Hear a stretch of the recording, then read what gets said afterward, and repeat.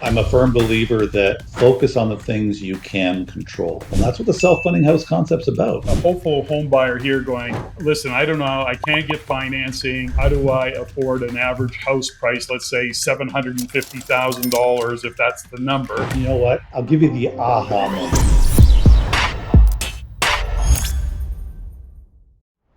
When we look at what's happening in the housing market, they call it a crisis because, literally, given the immigration, given the shortage, it is a bit of a crisis.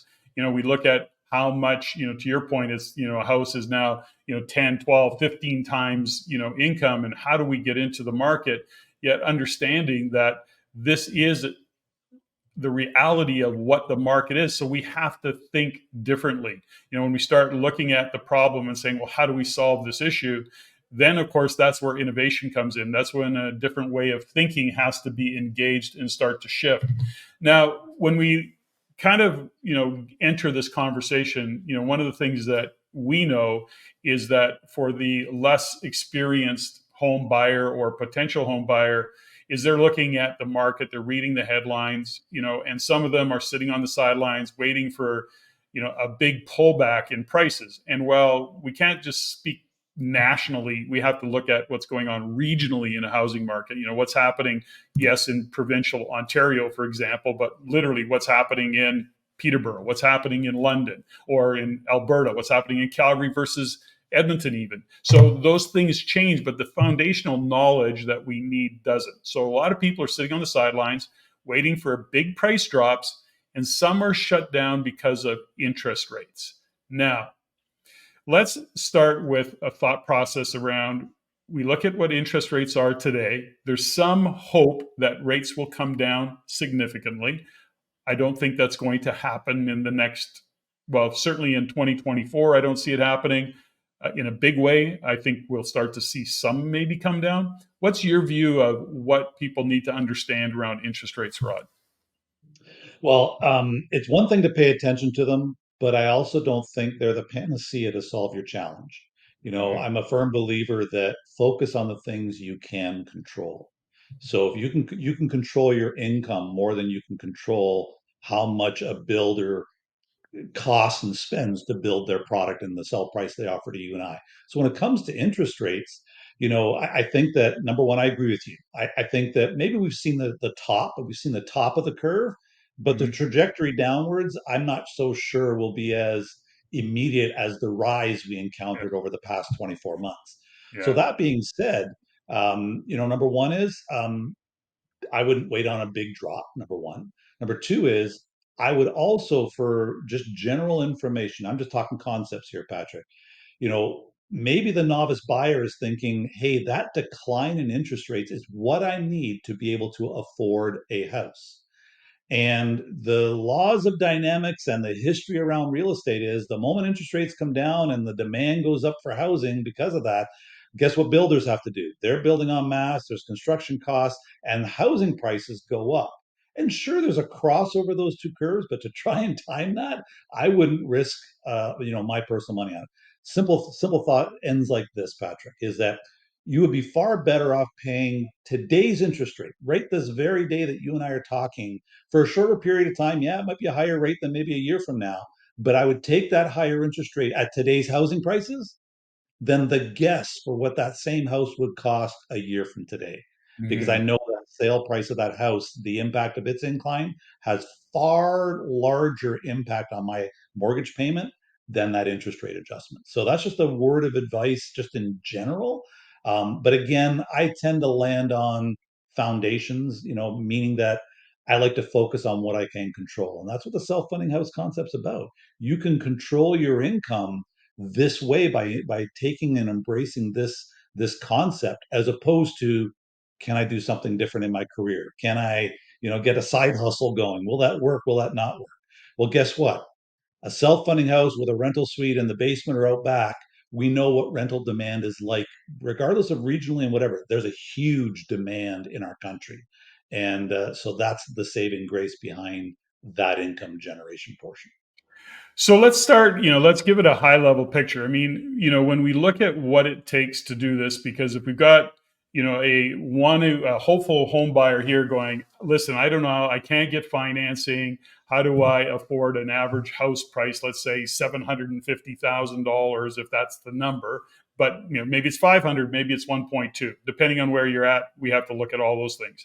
But ultimately, what we're talking about right now is buying a end user home. So in other words, you're going to buy a home, you're going to have what we refer to as an ADU, or an auxiliary dwelling unit. So that could be a basement suite, it could be a coach home, it could be other doors. So ultimately, you're going to live in the, let's say, main floor or even in the basement suite, and then rent out the other property. So that, at a high level, that is in fact the solution. Now, how would you expand on that in your explanation to give people that understanding? Yeah, and you know what? I'll give you the aha moment. And this is the aha moment when we sit down and talk to banks about them changing their programs to make this program work, or we talk to collaborators like you, or we talk to home buyers, potential home buyers. The aha moment comes like this. I'll use that number, $750,000 average house price, but we all know it varies. Well, that average home cost, and using the recommendation of only one third of your income going towards, your residence. That's what CMHC, provides as guidance. And let's go with a 20% down. Let's go with today's interest rates. That would require approximately $180,000 household income to afford the mortgage by yourself inside Wow. of that $750,000 home.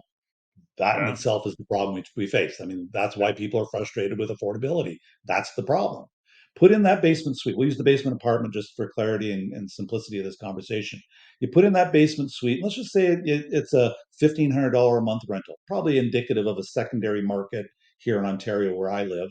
That $1,500, if that $1,500 a month income, if it could be applied to your mortgage qualification, or if it's just applied to your household income, just for the sake of this example, all of a sudden $180,000 household income comes into a number probably a little less than $120,000 Mm-hmm. a year of household income.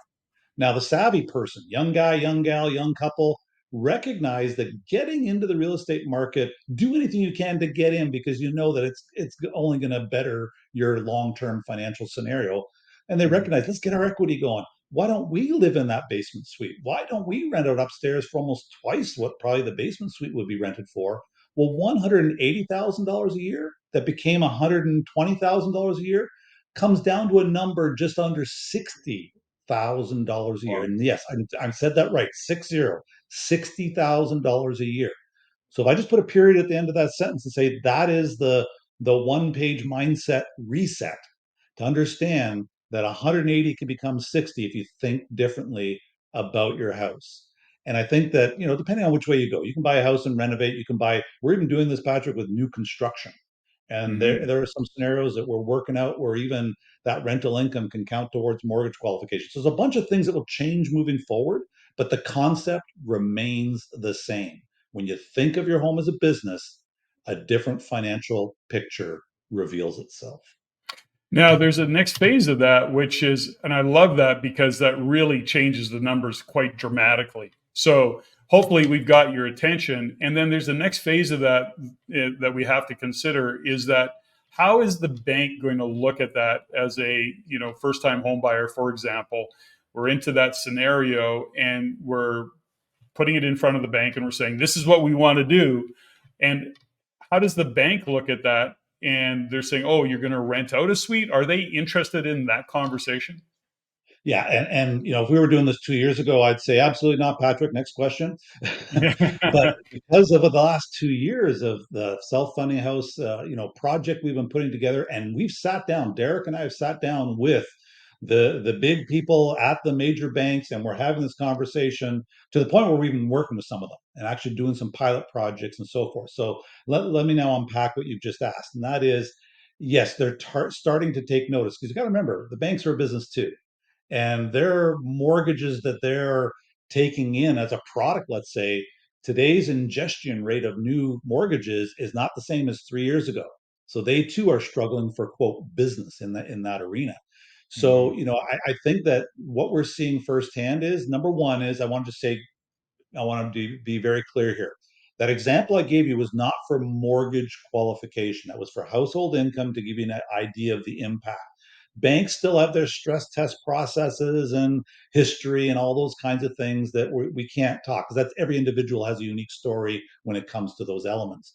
But what I can tell you, I can tell you examples of where in new construction, because Derek and I being in the apartment development industry as well, we've got relationships in financial institutions, new construction development. So it's a very comfortable space for us to test out and succeed with pilot projects to be able to have a conversation like this with you. And so in that new construction project, one of our pilot projects, we were able to partner with a significant one of our major banks.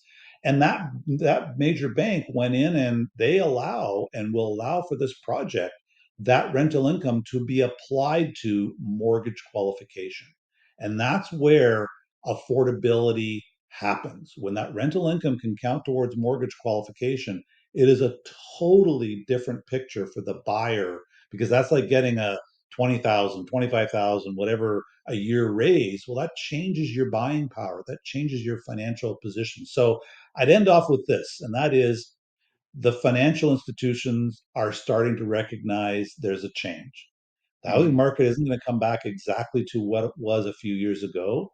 And it's going to take creative solutions for the housing business, affordability, and for financial institutions if they want to continue, a very robust business for themselves as well. So we're seeing changes. We're not there yet, but we're definitely seeing changes.